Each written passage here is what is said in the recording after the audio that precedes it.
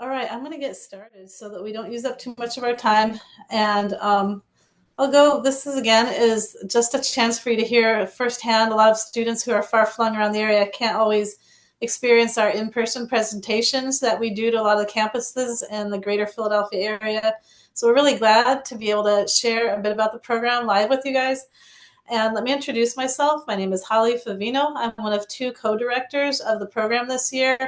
I have actually worked for SMI for the past 13 years, and I'm very passionate about this program, in part because I have seen firsthand the incredible impact that the program has, not just upon the community and the individuals who we encounter as we do during our work and the staff we work with at Esperanza Center, but the students who actually participate themselves. And I'll share a little bit more about that with you in a moment.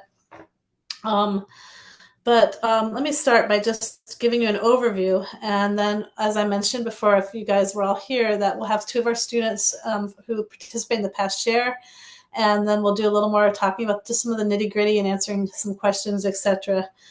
So at core, SMI, which is a project of jointly between Esperanza Health Center and which is a Christian health center in North Philadelphia, and Medical Campus Outreach, of which Dr. Laura Lair here, if you want to wave your hand. Dr. Laura Lair is the director of Medical Campus Outreach. She's also a physician at Esperanza for 30 plus years. And these two organizations come together to produce this program, which is almost, I think, 34 years old now. Is that correct, Laura? So it's been around a long time, and the program has essentially been very similar to how it started, and just been something that we have now seen legacies come and participate in. This is, I believe, the 7th or 8th year that we've had students whose parents did SMI in the 1990s and grew up hearing stories about the program and being told, if you're going into healthcare, you really need to do this program.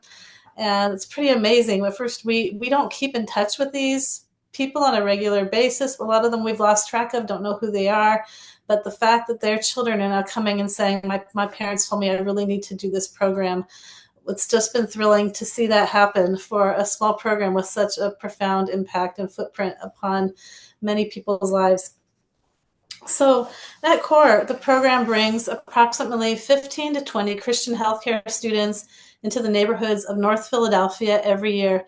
The students are doing hands-on patient care, and we love that, and that it's one of the few programs that allows students to actually interact with patients, do the blood pressure screens. As Laura likes to say, if we don't have the students, this program doesn't run. It's not done by shadowing or you watching healthcare professionals do the work. The students are actually doing the work of the program, and they are the engine that drives it. Yet, students are not just doing work, they're actually living and working in North Philadelphia. So at core, they're doing door-to-door health screens in the community, living at a location that we've chosen there for our base, and giving health education and health information to people in the community. So we are doing blood pressure screens, diabetes risk screens, providing referrals, body mass index, talking about nutrition, talking about diabetes and hypertension, etc. And the students are also partnering with local churches who we have chosen in advance and who have agreed to do follow-up for people in the community. So the students are learning to integrate their faith and career by talking about appropriately is a key word. How do you talk about your faith appropriately in the Christian, in the healthcare context? And they are sharing their faith through conversation and prayer and referring people to local churches. So the churches actually agree to do follow-up for us. And many, I would say about an average of 20 to 50 people request follow-up from the churches. We have seen people become new members in churches. People get baptized in churches from their initial contact with the students in the neighborhoods. And so that's pretty amazing, pretty wonderful. I usually, in my years I've worked with SMI, I would do follow-up with the churches and hear just really wonderful stories of how people have gotten connected with the churches in the community. And that's a really great part of the program. The students are also each getting an opportunity to shadow at Esperanza Health Center. So if you're a medical student or pre-med, you shadow with doctors, nursing students, you shadow with the nurses, and they get to see an effective model of Christian primary care at the local level. And the students are also involved in teaching sessions during the course of the program that are sprinkled. And this isn't just the training that happens in the beginning. The first few days of the program are spent teaching the students how to perform the screens, how to fill out the paperwork. They're given a broad understanding of the things they're screening. We have a lot of professionals that are training them, and then they're going out and doing the work about 5 days a week and working about 6 to 7 hours a day. It's a very busy time, and then sometimes hearing breakout teaching sessions, etc. So if I would say there's two groups that we have objectives for, those groups would be, one, obviously the community. So we are obviously trying to provide health education, health information for the community. We're trying to provide them with referrals and resources. So if we encounter other issues in the community, we are referring them to resources that we have. And let me just give you a little understanding. This is Hispanic North Philadelphia. And if you know anything about Philadelphia, if some of you are further away, you might not. Kensington and Hunting Park are the neighborhoods that we work in typically. And those are some of the most difficult neighborhoods in Philadelphia. Philadelphia, by the way, is the city with some of the highest poverty rates in the United States. So it's a very challenging community, and Kensington is one of the most challenged communities within Philadelphia. So the opioid epidemic has really ravaged the community in the last several years. Students are taught to carry Narcan. It's not unsafe. I wouldn't say it's unsafe. We would never put students into an unsafe situation, but we do teach them about how to be wise. We do teach them a little bit about the opioid epidemic and the effect of addiction upon the community and upon individuals, so that they have a broad understanding of what they're seeing as they go out in the community. But the core work is really to provide the Philadelphia and even Kensington are not about just the epidemic of how substance abuse is affecting the community. There are a lot of individuals who live, families, elderly, children who live and work there on a daily basis. And so it's that community that we are reaching out to provide health education for and refer them to local providers if needed, encouraging them to go see their providers if they have one, providing referrals for pregnancy. If we come across, say, an individual who's facing an unplanned pregnancy, we have resources for them, direction to help, let them get help in. A lot of people don't know that healthcare is available to them, even if they're uninsured or underinsured. And Esperanza is a federally qualified health center and precisely there for that purpose. And so it's really great to be able to connect people to a primary care provider that they didn't know was available to them. So we are also, obviously, as I mentioned, sharing with people about churches, and really great to see people in the community get connected to small groups or men's groups or VBS programs, etc. And I remember one year the students did such a good job sharing the community about a VBS program that the church is running, that there were so many kids coming, they had to get vans to come bring them. And they said, what happened? And they were asking all the people, how did you know about this? They had so many kids coming. They said, oh, the doctors told us. And so that was really fun to see a result of the students' work in that way. But I would also say there's another group that we have objectives for, and those are the students who participate themselves. And the program is very much designed to disciple and develop Christian healthcare students and pour into them. As we know that going through your academic years, there's really critical time in many people's lives where you're being trained, and it can also be a very difficult time because many students can feel very isolated, especially as they get in upper levels of graduate school, etc., or they're moving to a new city for school and may not know many people there, and the rigors of studying day in and day out, with very difficult classes, and the demands that are put upon you can be very challenging for your spiritual life. And sometimes students have told us, I'm not sure, like I've lost sight of why God has put me into healthcare. or it's just been very dry and very exhausting, and I'm just working so much. And what we hope to do at SMI is to help students get a new vision for why God is putting them in healthcare, reaffirm their relationship with Him, and really get a practical view of like this is the healthcare and what it's like to be a Christian in healthcare.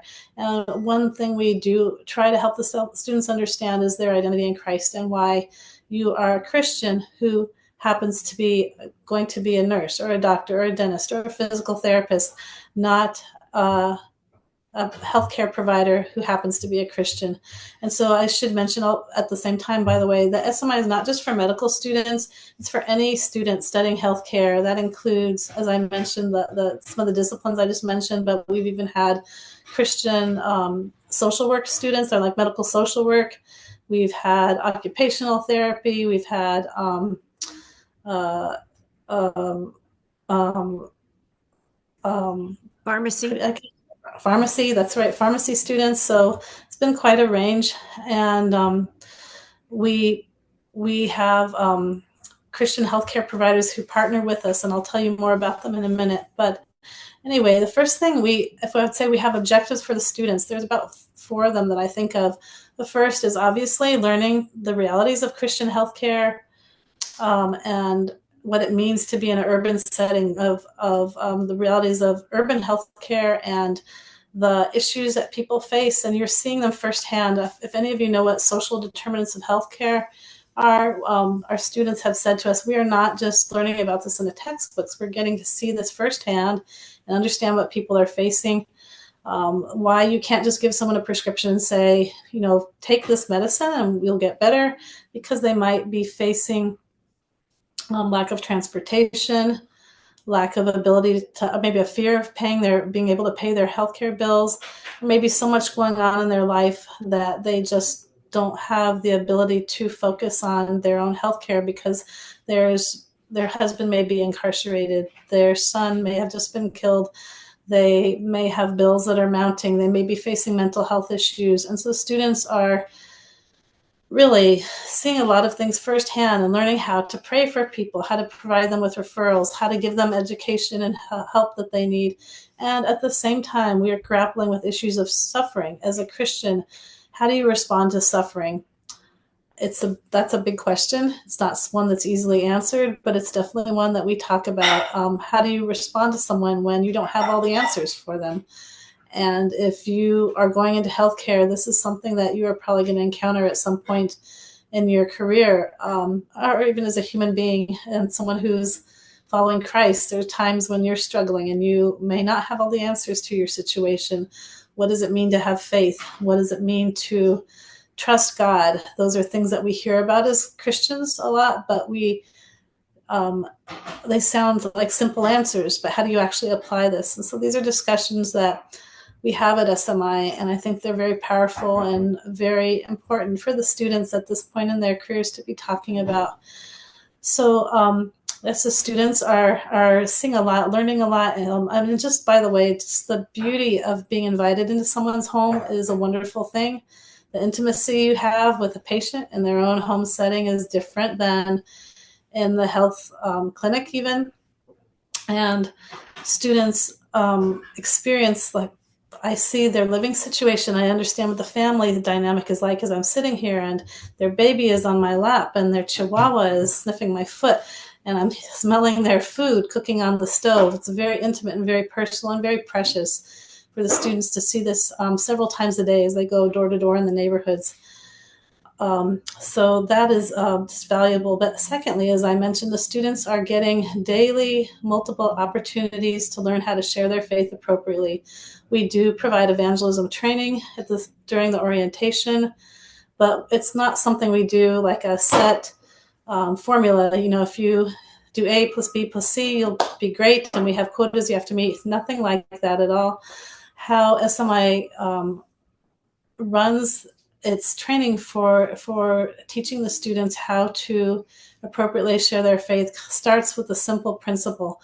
When you are aware of the humbling and gracious work that God has done in your own life, out of joy, out of a response of love, you want to share that with other people. And sort of that's a starting place that we have for all of the teaching that we have upon this. And so it's a gradual progression of conversations that we have and teachings that we have through the course of SMI daily. We have group discussions, debriefings after each day's work, where we talk about what did you experience, how did this conversation go, what did you learn, do you have questions, what didn't go well, what went well, so the students can kind of process what they're seeing every day, and we pray about it together. And that's one of my favorite times every day, is to hear the students' stories and to have these group debriefings. So there is something to be said, though, I think, for having multiple opportunities to do this. And the students often say, like, I wish SMI continued for another week, because I was really getting confident sharing my faith and learning how to speak appropriately about my faith in the healthcare context, or how to pray for people. So that's really beautiful to see the growth that happens even in 3 short weeks. And thirdly, a lot of discipleship takes place for the students during SMI. We have approximately 40 to 50 Christian healthcare professionals who come and participate with the program every year. These are people who are giving up their days off, their vacation time even, sometimes coming to live with the students for a week or more, and working with them on a daily basis. Now, the students are doing the work. The healthcare professionals are kind of walking alongside them and are there for relational mentoring. So they are taking students' questions as they're going throughout the day, sometimes modeling how to seg from a healthcare conversation to a spiritual conversation, sometimes participating in the prayers so students can see their bedside manner with the students. But a lot of times it's just conversations over lunch, over dinner. We do also have them doing breakout teaching sessions where they are talking about spirituality and healthcare, or teaching on different subjects for the students. And the students are able to ask them at any time also, how did you choose this discipline? Or how did you balance your work and family life? And it's really wonderful. Some of our students keep in touch for years after with some of the healthcare professionals who are just a couple steps or many, many steps ahead of them at times in their life. And so it's really nice to have these opportunities for the students to see what it is to be a Christian healthcare professional. And so discipleship is a huge part of SMI. And finally, I would say one of the greatest opportunities and goals we have for the student is really to have a sense to develop their identity in Christ during these healthcare academic years. And so that is really wonderful. And how we do that, the program is structured around opportunities for students to help develop their faith. We have small group studies twice a week that the students participate in together. And it's not just a time to study the word together, but also to pray together, to talk about their days, things that they saw and encountered with one another, because sometimes they're dealing with, saying very difficult things or having conversations that were very profound. They also are doing twice a week biblical foundations. Everybody's coming from a different background and different denominations, different church experiences. Some of our students have been fairly new believers. Some have grown up in the church. And so we start by teaching them the core principles of the Christian faith, helping them understand why we do what we do and how that applies as you're going into healthcare. So that's been really great to have those opportunities to kind of help set the day and prepare your mind for the week as you go about and do your work.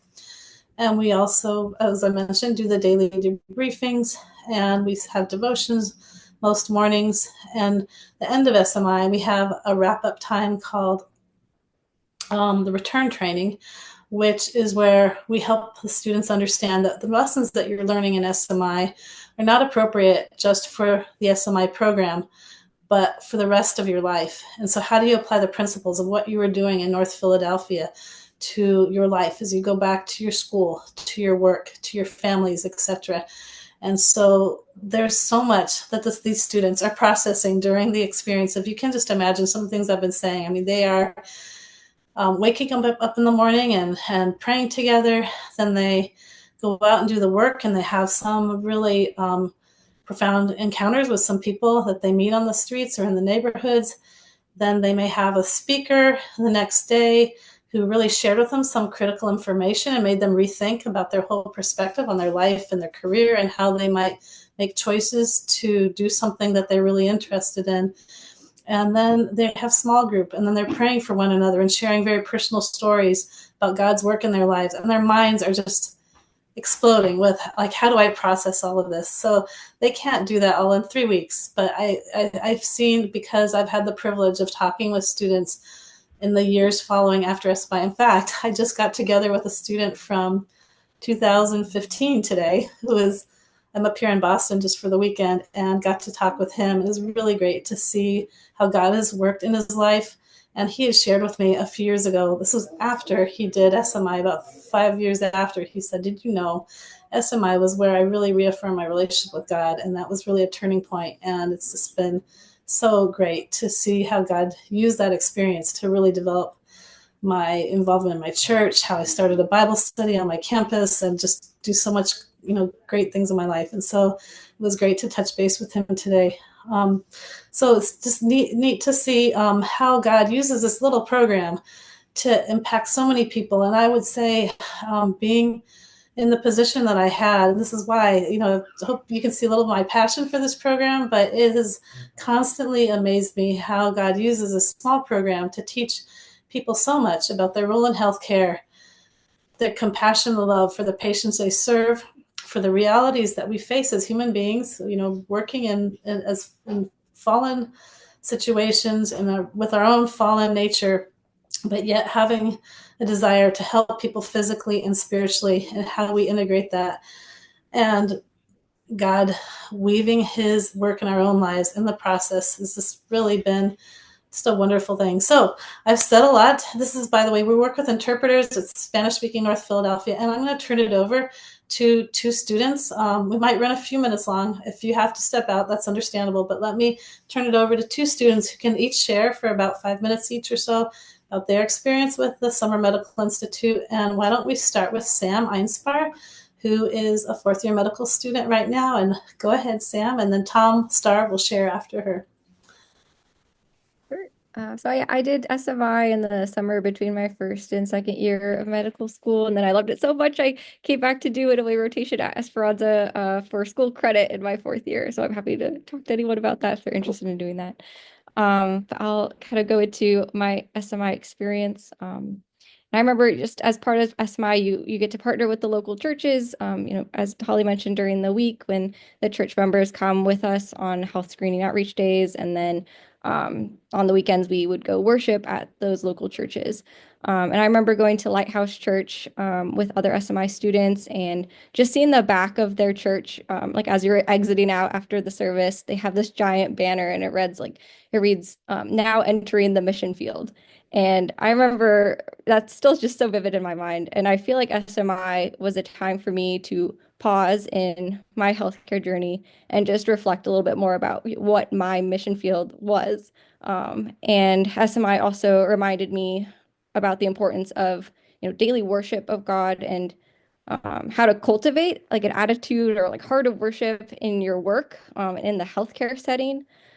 So I can share a couple highlights just from like a typical day at SMI and how I found it to be just so worshipful. One was, just having Pastor Andres in the morning. He would just feed us with the word through like biblical foundations, kind of get us started. And generally, we just have so many amazing guest speakers who would come and share their testimonies. I remember even one lecture about like research and stats about how patients view prayer in the healthcare setting, which is just so unique. Another highlight was working with the providers at Esperanza, like in the clinic, just getting to see how the workplace can be a conduit for worship, just both in how staff ministered to their patients and then also how coworkers ministered to each other. And they just were not afraid to be missional towards their patients at Esperanza and just, asking patients to pray with them at the end of a visit, or just incorporating Bible verses in like nutritional counseling and things. And this is just stuff that I didn't get to see ever, or, very rarely, on the hospital floors as a student, in my school. And I definitely think that my definition of worship also got expanded to kind of thinking about and cultivating an awareness of God's presence, just as we go about our work. We would be knocking on strangers' doors to do their healthcare screenings and just witnessing him answer prayers so immediately. I just remember we had one day where it was like our little team, which is two students, one faculty member, one church member. We were praying kind of at the beginning of one street that God would just provide for someone in this neighborhood before knocking on the doors. And we kind of were discouraged that day because we'd been knocking on a lot of doors and not many people had answered. But all of those closed doors led to us to one door and one patient. And when we knocked on her door, she let us into her home. And at the end of the healthcare screening, we were asking, how can we pray for you? And she shared that she had just lost her job that morning, and was really in need of work. And it was crazy because the church member who was assigned to be with us that day, she worked in the HR department for like a health aid company that this woman, she was a health aide and needed a new job. And so just in one conversation, we got to pray with her. We got to connect her to a pastor at Lighthouse Church to follow up with her. And then, God provided her with a potential new job opportunity right then and there. Just kind of just one example of how amazing answers to prayer. And I really loved too just debriefing, as Holly mentioned, like with Holly, Dr. Lair, with all the other students, getting to praise God together and in worship as we just listened to the testimonies that the other teams had and the people that they encountered. So yeah, I would say that, my cohort was a little bit unique. Maybe we had like worship jams like every day, but I would say like you could see like how every part of the day leading up to like maybe that traditional like worship jam in the evening was already just packed full of so many opportunities to worship God. Um, and yeah, I would say, um, yeah, other thing I would mention is that I would say SMI does make you very physically tired, like you're doing a lot in one day. But you will come out feeling so spiritually refreshed. And I remember coming into SMI just feeling very tired. That semester before, I had developed like insomnia and just a lot of anxiety with like the stress of my classes. And um, I just thought it was so strange that, during SMI when I'm sleeping in a strange place and on an air mattress, which is pretty comfortable with people I just met last week, like I slept so soundly during the entirety of SMI because I was just so spiritually renewed. And so I remember going back into my semester, and whenever I'd have those feelings of like, oh, like I feel stressed or I feel anxious, like it was kind of a reminder to me of like, okay, is my heart in a worship filled mindset? Am I worshiping God with my time, with my activities, with my work? Or am I maybe leaning towards, old patterns of worshiping grades or worshiping, workaholism or fill in the blank, whatever. And yeah, I remember reading a passage, I think maybe during SMI or before, from C.S. Lewis about how we're always worshiping something. And so I really felt like SMI helped to recalibrate my worship back to God, see him as the provider of peace and rest that in a career that's very demanding and stressful, instead of worshiping the things that are more anxiety inducing.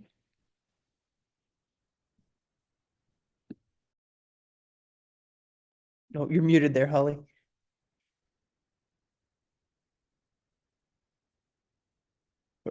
You're muted, Holly.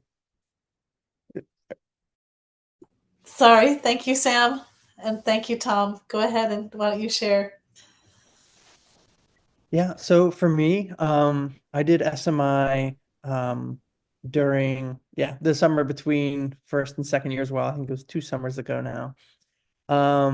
And honestly, like I think some of the reason I first like was kind of intrigued by it and interested in it, was for a couple reasons. Just having heard kind of the blurb myself and talking with some other students who had done it in the previous years. It really did sound like the perfect like kind of bridge between, bridging the medical side that I was passionate about with the ministry side of things that I was passionate about. Um, and so that's one of the things I was hoping to get out of it. In addition, I was like a little just barely out of first year med student. And so there's still a whole lot of like, skills I needed to learn. And then I also like hadn't seen too many patients. And so I figured this would also just be such like a good um kind of like a guardrailed way to sort of get into some of that kind of like the hemisphere of medicine. Um And so, yeah, kind of like didn't really fully know what to expect. I heard kind of what the schedule looks like and what the day-to-day looked like. But I was really blown away, having started it and then finished it the whole way through, by really, I mean, how much you actually gain in those couple of weeks. So a couple of things that I did kind of like take away from the program. Something kind of blew my mind. I wasn't like expecting it, and others I was hoping for it. And so I know first off, like, figure out how do you minister well in medicine, like as a doctor to your patients. What does that look like? And how do you do that well? Like that is such you know it is such a very nuanced skill. And I just know, like, seeing how like the folks at Esperanza, or how, my even my fellow classmates or the other students at SMI, or some of the other like healthcare professionals we were working with each day. Um, I mean, man, they were just such amazing role models for how to do that. And they just made it look so easy too. Um, and so, I felt that was very pivotal to show me like this can not only be done, but it can be done so gracefully and effectively that it really made me excited for the prospect of like trying to kind of develop that skill on my own. And I will say, like, it was kind of even surprising, like after doing it day in and day out for a couple of weeks, and then also seeing how it's done even in a clinic setting. Um, I remember specifically, we had some little patient encounter kind of at the beginning of our second year where we'd go in and kind of collect the history with the patient. And I just remember, like, fresh out of SMI, I went in there and did the normal history collecting, and then at the end, I just moved right in, like, tell me about your spiritual life, like how is your spiritual health, and yeah, is everything well? And we had like it was just like I was kind of surprised, like, oh yeah, I just kind of brought that up, but it went really well, and I just in that moment realized, like, wow, that really prepared me well, and it was a wonderful encounter. So yeah, if there's any worry about like, oh, the logistics, like I feel like SMI really does an amazing job at kind of starting to bridge that gap, which is wonderful because now we can go on and, I mean, truly not only treat the physical things that are going on, but maybe get to the heart of the matter of things, and talk about the spiritual with patients, which many of them really appreciate, right? That's not something that they are expecting all the time, but they really do. It's important to them. So that was wonderful. The other thing, just I'd been living in Philly for like a couple of months at that point. And I mean, obviously, like Philly, there are some rough parts of Philly where it is just, a lot of places, the brokenness of this world. We have a lot of finances to kind of hide those things. You have to do some digging to sort of see like the ugliness and brokenness of sin. And in some of the places that we were serving, and they don't have that luxury, and it's just right there out in front of you, and it can be very challenging to see those things. I remember, there was one night we were kind of just finishing the day, heading back, and kind of near the church we were staying at, there's this just skin and bones man lying half naked on the sidewalk, next to some half-eaten chicken wings. And I just remember, like, I just feel so helpless. What can we do for this guy? Like, he just didn't seem well. And, we gave him some water and kind of moved on. And then, kind of before dinner started, we decided to go back and just see if there's any like services we could call or anything to help out. And we got back and he was gone. He had moved to the, next place. And, in moments like that, it can be challenging because there is a lot of brokenness that you're seeing. It's just, I'm only one person, right? Like, you feel limited in what you can do. And I think that just led into like another wonderful lesson that, like, even in all the brokenness, it's amazing to see, and be reminded in how God's kingdom is at work, even in those places where it seems like there's all despair. And I will say, like, hearing some of the experiences that each of the students had coming back each day at the debriefs, and just what some of the churches in those areas are doing for those community members. I mean, it was a great reminder that God loves and cares for these people exponentially more than I do. Um, and that he's going to see to it that they're taken care of, and that they're provided for, and that, his kingdom will be at work in their lives. Whether that's through me or through many others. And so that was one of the, I mean, just it was a good reminder. And one of the takeaways is like, God, he does have it. And being reminded that through these other experiences that everyone else was having too was encouraging. Um, and so I think, yeah, those were some of the bigger and just to also just see how Philly as like a city is really a beautiful city. I mean, the communities, how close knit they were. Um, we were walking down a street, and there might have been some happenings at the end of the street, like so it was a busier street, people coming and going, you kind of like, I don't know what's going on down there. But one of those members from at the end of the block, came over when we were talking, and they all know you. They're like, oh, there are the doctors again, like, you're safe by all means. But I just remember one of those members came through, and um we were talking with one of the neighbors, and she had this issue where her garbage bag got torn in the middle of the night, and garbage all in front of her sidewalk, in front of her door. And one of these members came down and said, "Hey, like, how you doing today?" Like, checking in, and he said, "Oh, yeah, you know what? We'll take care of that for you. Don't worry." And it just, people always on their porches wanting to talk to everyone as they walk by. I mean, it was really a beautiful thing that you just don't see in like suburban America, or in other places. And so I just really appreciated some of like the close-knit community that we were kind of, guests in. And I mean, just how well they treated one another as well as us.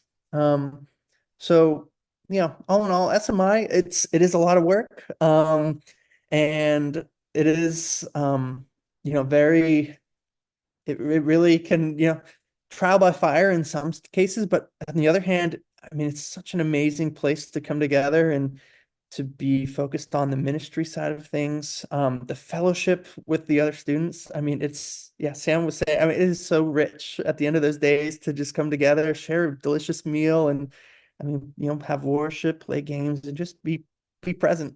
And so those are days I still remember fondly. And I think it's a very unique situation to be able to dive in with those guys. And yeah, I think if this is something you're considering, I mean, absolutely, I would 100% encourage it.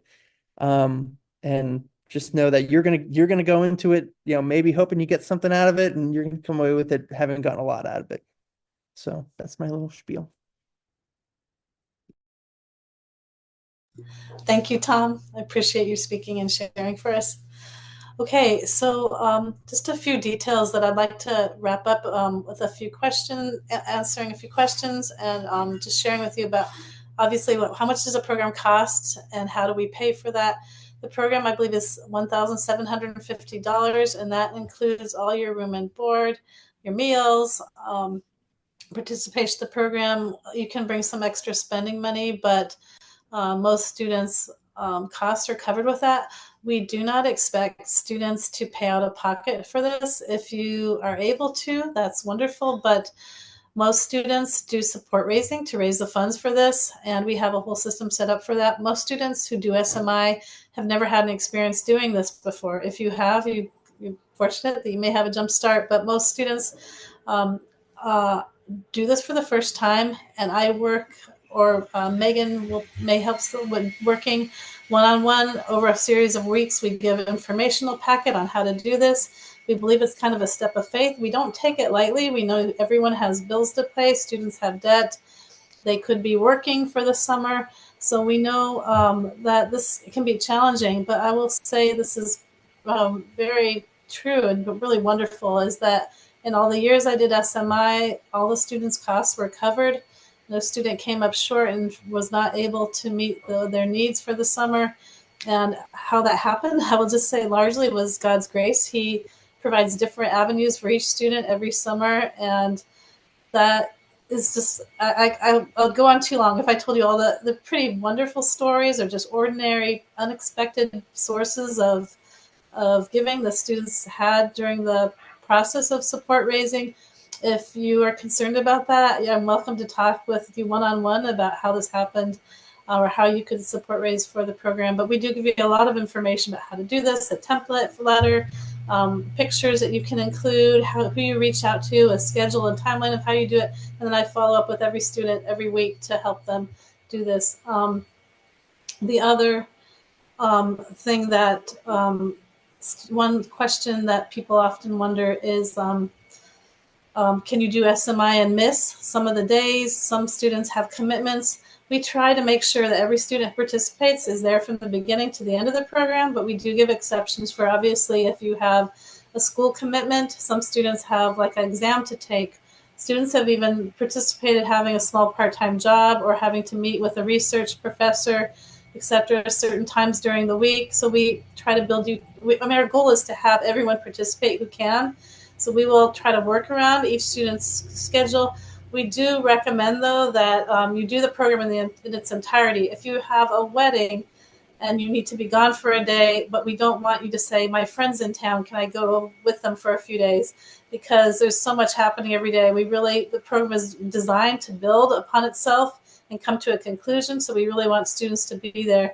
If you have a commitment, I think some student had maybe like a military service commitment, we can talk with you about how that can be worked around. But we even have had students whose first week of the second year started at the last week of SMI. However, they were to do it remotely. So we kind of built some time so that they could get their work done and then come out and do the outreaches every day. As I mentioned, it usually works out. If you have an individual circumstance, I'm happy to talk with you about that. And that's all I'm doing in the weeks going forward, is talking with students about their participation, answering questions. And so I'm happy to meet with you by phone call or Zoom or by email and just talk about your individual circumstances. So we do work with interpreters and the community interpreters. If you're Spanish speaking, it's a great chance to practice your Spanish as well, but it's great to meet the people in the community. Our students usually become very close with their interpreters and get to know them well.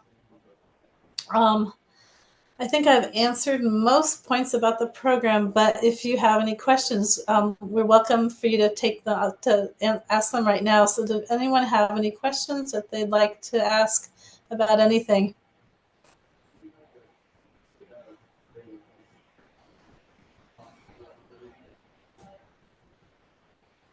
Go ahead. You guys there? Yeah, could you just like briefly touch on like the application process and what it looks like? Sure. Yeah, that's a good question. The applications are open right now.